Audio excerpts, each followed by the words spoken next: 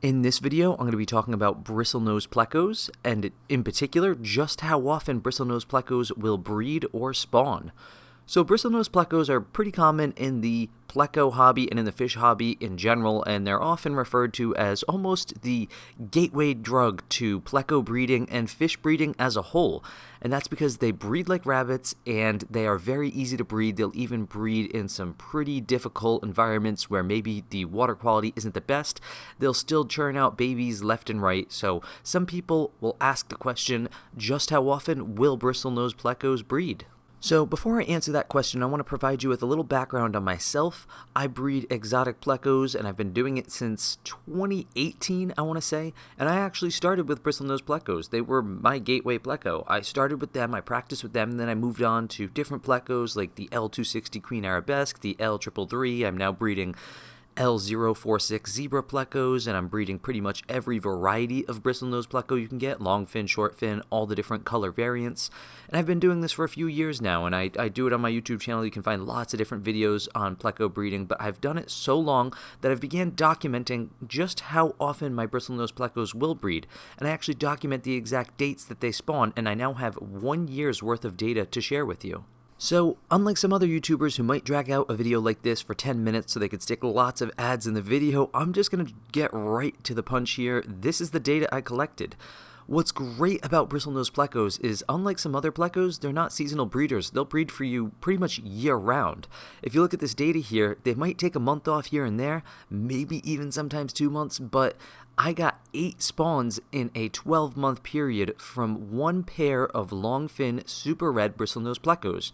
And with that being said, it's pretty much the same across the board, whether you're working with long-fin or short-fin, super red, common, green dragon, albino, maybe even the snow whites, but they have some special requirements, so I'll leave them out of the discussion. But I got 8 spawns in a time frame of 12 months. And to give you guys a background on the environment and the factors here, this was one pair of longfin super red bristlenose plecos that were sexually mature and had bred prior to that first date in January, so January 8th was not their very first spawn. They were in one 20-gallon long aquarium, and they shared it by themselves with no other fish. The tank is filtered by 2 large sponge filters, and there is 1 cave in the tank with some Malaysian driftwood, and no plants, no substrate. I change maybe about 50 to 60% of the water automatically on a drip system weekly, and I use tap water that goes through one of those 3-stage filters. I keep the tank at about 78 degrees Fahrenheit. I do not use lights. The lights are off 99% of the time unless I turn them on just to specifically view the fish.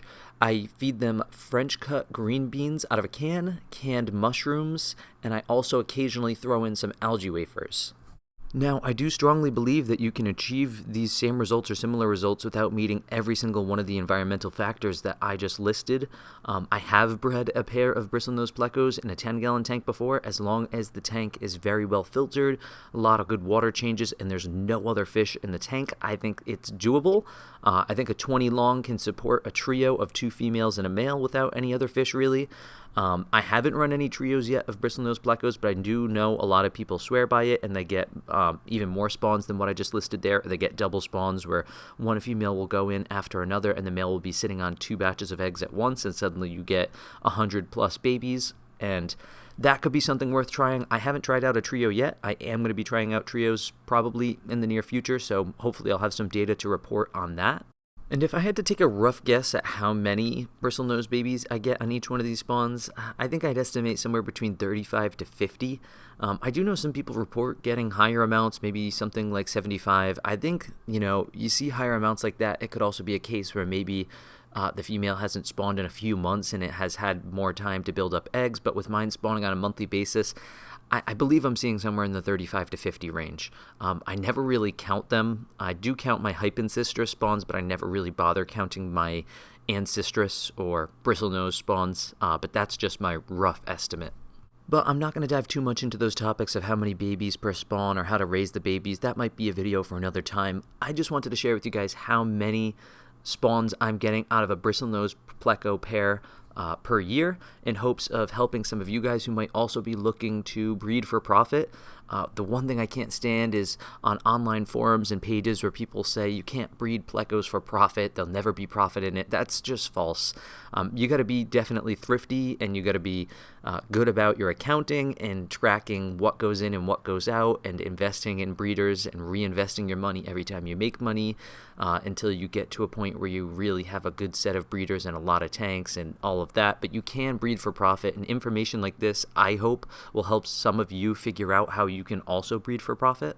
But anyways, if you found this video helpful in any way, please hit that like button below, and feel free to subscribe to see lots of great Pleco and aquarium and fish videos just like this. And as always, thank you for watching.